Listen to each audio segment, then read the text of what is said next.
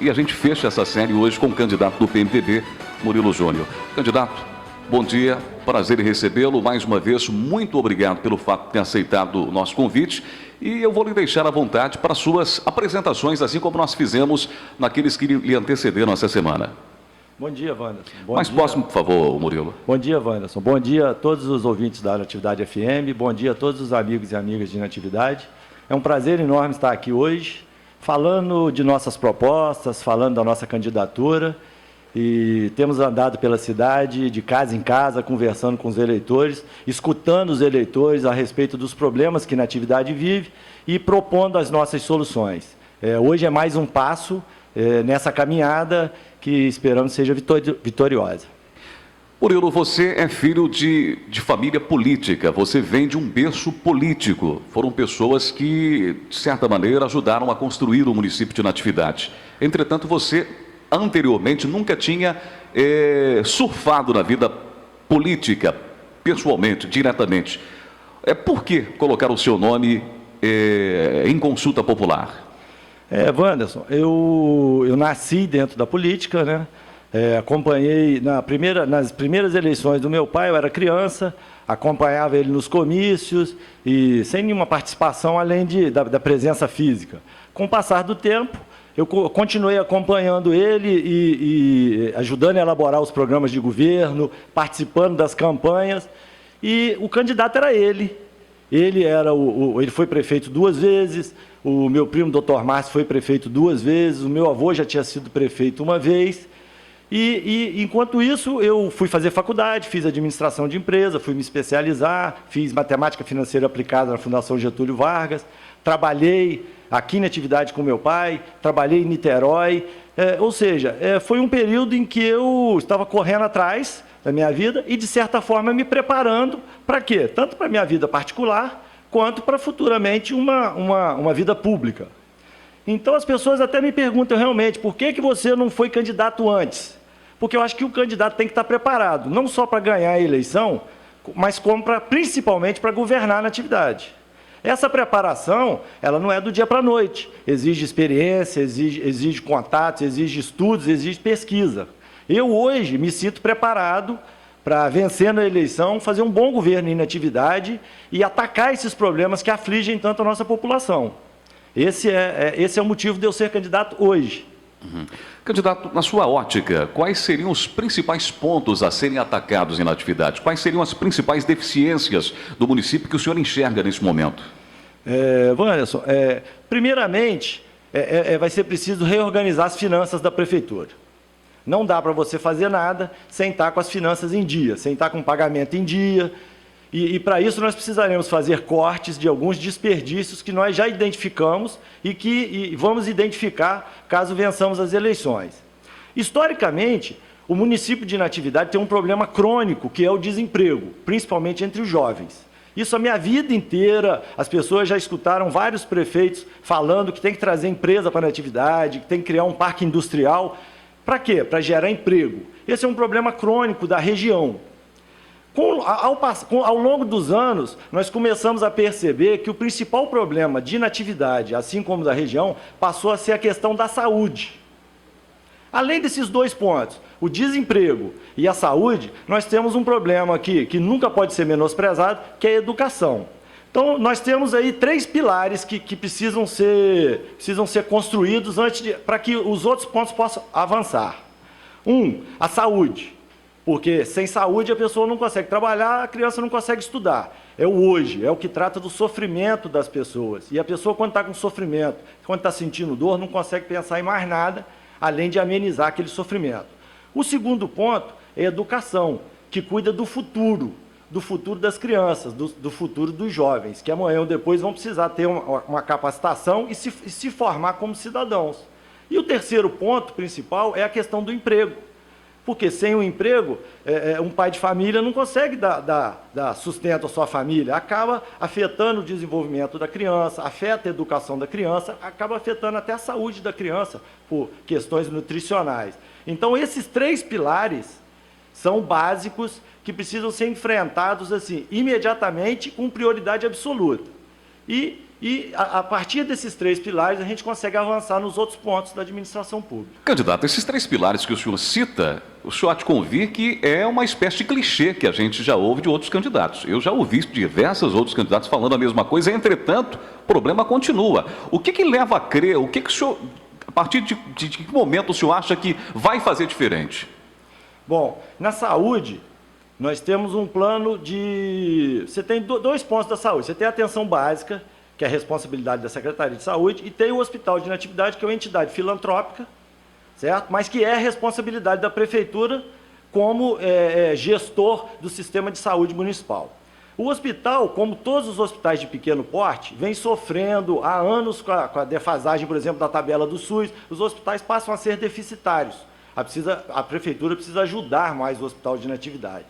Nós vamos cortar alguns gastos que a gente considera desperdício ou não prioritários para poder investir mais no Hospital de Natividade. O senhor acha em que a Prefeitura hoje tem desperdiçado, candidato? Coleta de lixo, consultorias, aluguéis de imóveis de terceiros, quando poderia estar usando imóveis próprios.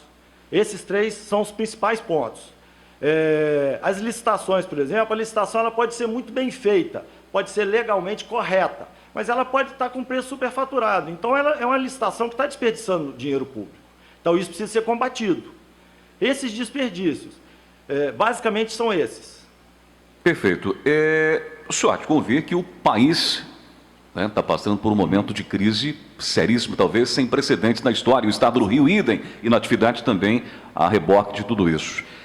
Eu ouvi, o senhor deve ter acompanhado também os candidatos que lhe antecederam aqui, todos eles fazem um prognóstico não muito animador do município de Natividade. Ontem, inclusive, o candidato à reeleição e atual prefeito diz que o próximo prefeito, seja ele ou outro qualquer, vai enfrentar uma situação difícil. Eu sinto que o senhor não observa assim. O senhor parece que está muito otimista com relação a esse quadro. Dá para fazer mágica, candidato? Não, não dá para fazer mágica, mas dá para fazer o básico. E o básico é gastar onde precisa. Não dá para desperdiçar dinheiro público em momento algum, principalmente em meio a uma crise. Numa crise financeira e econômica como a que nós estamos vivendo, é preciso resguardar o dinheiro público para fazer o básico. Ou seja, pagar o funcionário em dia, senão o comércio sofre. Mais do que já sofre normalmente. O básico hoje da Prefeitura seria pagar o servidor?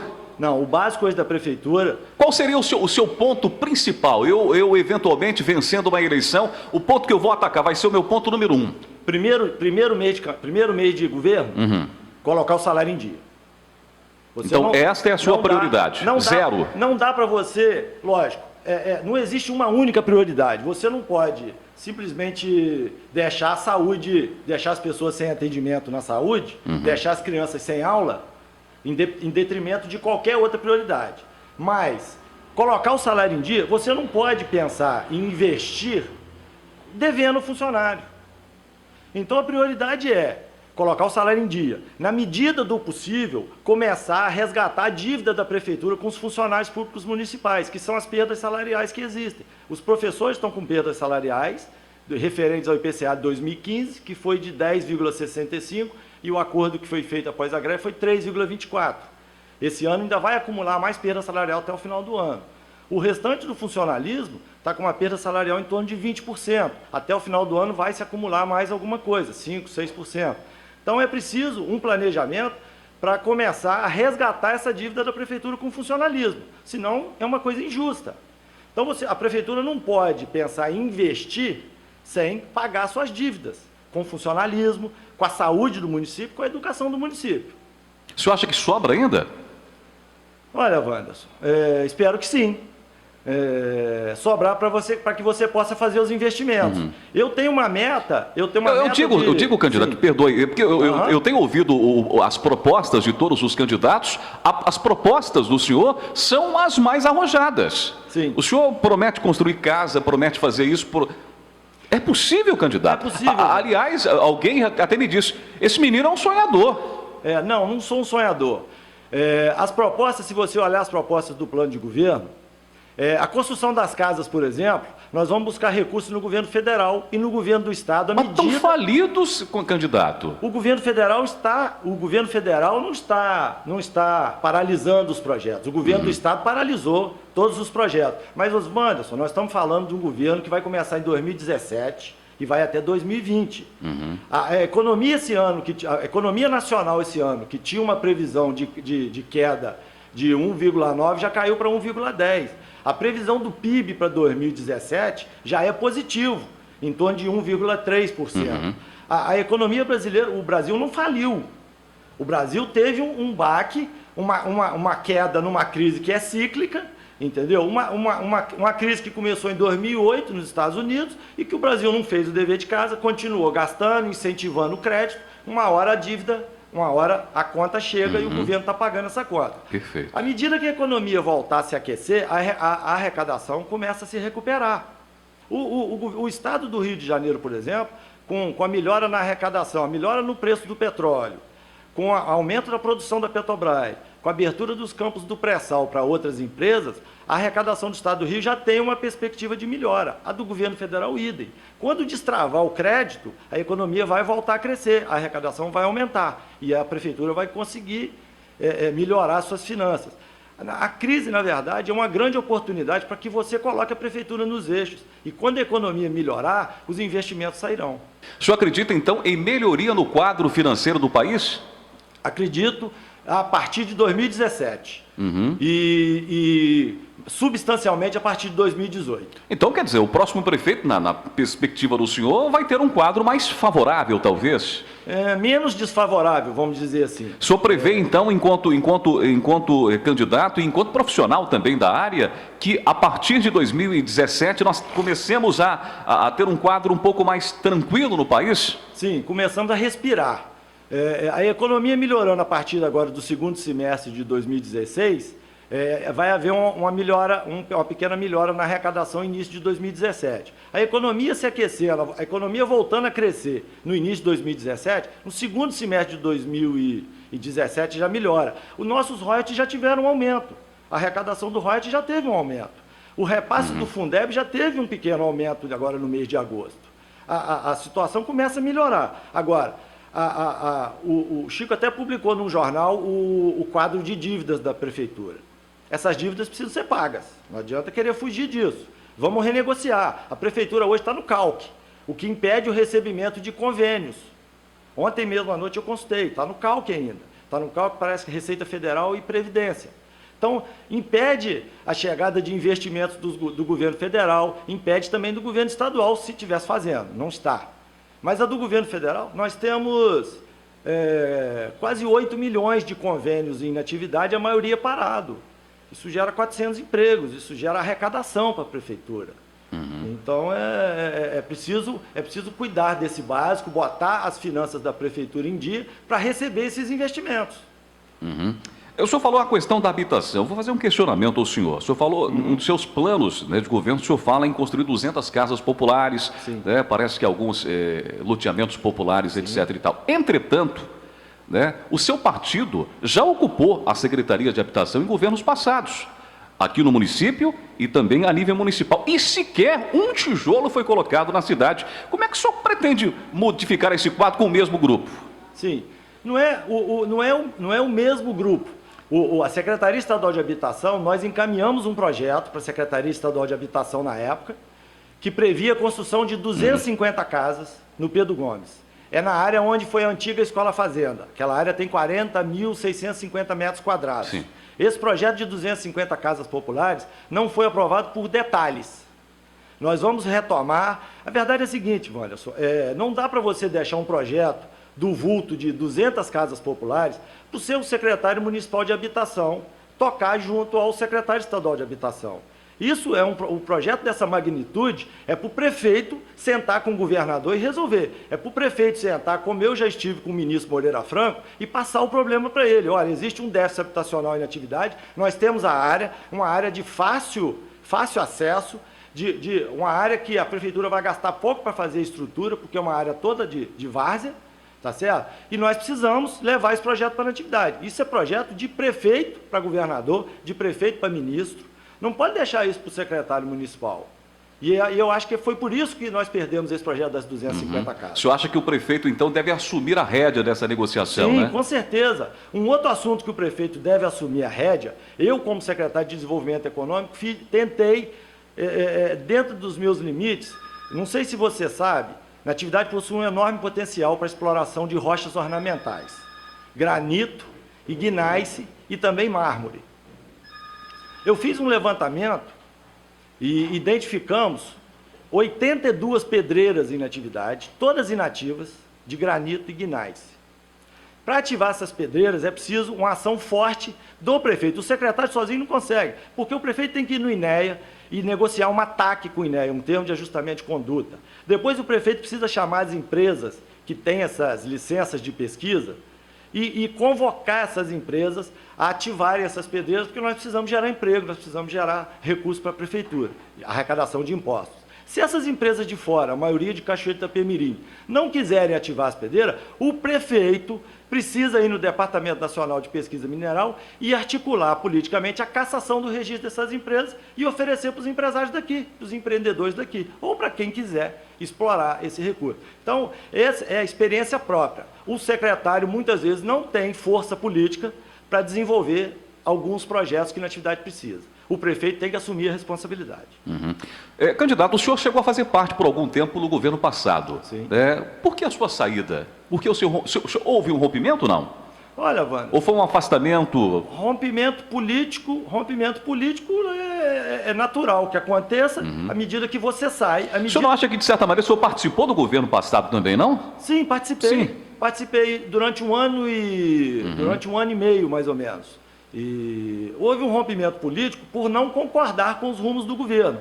E eu não me sentia à vontade para ficar num governo que eu não concordava com os rumos que ele estava dando para a atividade, tá certo? E que chegasse no final do governo, eu simplesmente me afastasse e dizer o seguinte: eu briguei com o governo, agora eu sou oposição. Eu não concordo com essa atitude, eu acho que é uma atitude covarde. Acho que a gente confia num político, tá certo? E à medida que ele decepciona, você tem a opção de se afastar, de seguir outro rumo político, de defender as suas ideias, defender aquilo que você acredita. Se ele tem um outro direcionamento, é direito dele. Eu não me sentia à vontade para continuar no governo que eu não concordava com os rumos. E muito menos continuar no governo como secretário para no final falar assim: eu não concordei com nada disso e por isso agora eu sou oposição. Então eu saí no início do governo e eu acho que politicamente, se você não... Naquela época o senhor já pensava em ser candidato? Olha, Wanderson... Essa sua saída do governo foi já pensando nisso? Não foi. Mas para quem é filho do Murilo, a população te cobra uma candidatura. Mas eu não saí pensando em ser candidato. Quando eu assumi a secretaria e cogitaram o meu nome para ser candidato a vice, eu disse muito bem: olha, eu não vim para cá para reivindicar candidatura de vice nenhuma, eu quero desenvolver o meu trabalho, eu quero desenvolver um trabalho que eu tenho há mais de 20 anos que eu desenvolvi junto com o pai, que é em relação a um plano de desenvolvimento para a Natividade. À medida que eu não consegui desenvolver esse trabalho, eu pedi para sair. Olha, eu vou me afastar do governo porque não me dão espaço para desenvolver os projetos que eu acredito. Respeito o ponto de vista do prefeito, do secretariado. Às vezes ele acha que o caminho para a Natividade é outro. E eu estou aqui agora, me coloco como candidato a prefeito para defender essas ideias que nós sempre defendemos e que eu estou defendendo durante a campanha, que eu acho que é o melhor caminho para a Natividade, para o desenvolvimento de Natividade. Perfeito. Candidato Murilo, eu fiz a mesma pergunta ao candidato Severino Rezende. O porquê da divisão da oposição do município? Ô, Wanderson, a oposição, quem divide a oposição ou une a oposição, não são os políticos, é o eleitor. Quando nós montamos um grupo que ficou conhecido como Renovação, que seria uma terceira via no município, foi uma constatação de que existia uma insatisfação generalizada do eleitor, tanto com um grupo quanto com o outro. Basta ver que na eleição suplementar de 2015, nós tivemos aí, o segundo lugar foi a abstenção branco e nulo, que somou aí 3.900 votos. Então, não adianta os políticos se unirem se o eleitor não quer. O eleitor ele pode simplesmente não votar. a qualquer custo, sem respeitar, sem escutar o eleitor, a gente acha que não é o melhor caminho para a política em atividade, para a democracia em atividade. O segundo ponto é que em momento algum, houve a conversa em relação a um plano de governo. Eu nunca me neguei a conversar com ninguém, eu converso com todo mundo, tanto adversário quanto, pode ser adversário, aliado político. Agora, eu acho que a conversa política tem que ser em torno de um programa de governo, de um plano. O que vai fazer com a atividade caso vença a eleição? Não adianta fazer reunião política e dizer, não, olha, você não vai ser candidato dessa vez, você vai esperar a próxima, porque dessa vez é o fulano que tem direito, porque foi candidato ano passado. Essa política de coronel acabou, isso não existe mais. O eleitorado é que detém o poder de dizer quem vai ser o prefeito ou não, através do voto. Houve um certo radicalismo nessa condução? Não houve radicalismo. O que houve foi certas imposições opiniões diferentes. Você acredita isso normal, natural? Olha, o que? A divisão? Sim. A divisão eu acho normal. Você vê que nas capitais você tem 5, 6 candidatos que depois no segundo turno convergem e se unem. Aqui não tem 2 turnos, mas nada impede de você ter 3 candidaturas. Essa ideia de que tem que unir é uma ideia de que alguém é dono do voto do eleitor. O eleitor vota em quem ele quiser. Se tiver 3 candidatos e 100% quiser votar num dos 3 candidatos, acabou. Então, uniu. O próprio eleitor uniu. Você se coloca, então, como se fosse a terceira via? Sim, porque eu sou candidato a primeira vez. Nunca tive mandato em atividade. O Pedro também é candidato a primeira vez, nunca teve mandato em atividade. A maior parte do nosso grupo é de iniciantes na política, apesar de ter participado de movimentos políticos em atividade. E terceira via, porque nós começamos bem depois. A nossa candidatura, por exemplo, a nossa pré-candidatura foi definida em junho, contra adversários que já vêm aí há anos, né? Participando mais ativamente da administração pública e das próprias eleições. O atual prefeito foi candidato em 2012, foi candidato em 2015, o outro candidato da oposição é vereador há 8 anos, foi candidato também em 2015. Então, por isso que nós nos consideramos uma terceira via. Agora, Murilo, você acabou lançando uma chapa puro sangue. É pretensão demais? Faltou articulação? Como é que foi isso? Não, é porque não foi planejado, Wanderson. Nós poderíamos ter filiado alguém num outro partido para dizer que nós fizemos. Na verdade, essa questão de ser puro sangue não é pretensão, não é nada. É a questão do nome. O Pedro, por acaso, estava filiado no PMDB, ele que foi o nome que nós acreditamos que fosse o melhor vice. E o restante do grupo não colocou objeção, porque o restante do grupo poderia ter colocado. Nós temos mais 2 partidos assim de grande porte nacional, que é o PSDB e o Democratas. O PSDB poderia, não, quem vai indicar o vice somos nós, mas nossa conversa não é essa. A nossa conversa do grupo não tem essa imposição, não tem essa negociação de espaço político para partido X, partido Y. Nós temos um grupo, dentro desse grupo nós escolhemos os melhores quadros para disputar a eleição e assim o faremos também na hora de montar uma equipe de governo. Agora, candidato Murilo, os seus adversários o acusam de se portar como se fosse uma espécie de, entre aspas, o salvador da pátria, né? No meu governo tem jeito para tudo, eu faço isso, eu faço aquele outro. Lhe chamam, inclusive, de vendedor de ilusões. Como é que o senhor aceita, como é que o senhor recebe essa crítica? Olha, eu nem tinha escutado essa crítica ainda, mas tudo tem bem. acontecido, tem acontecido.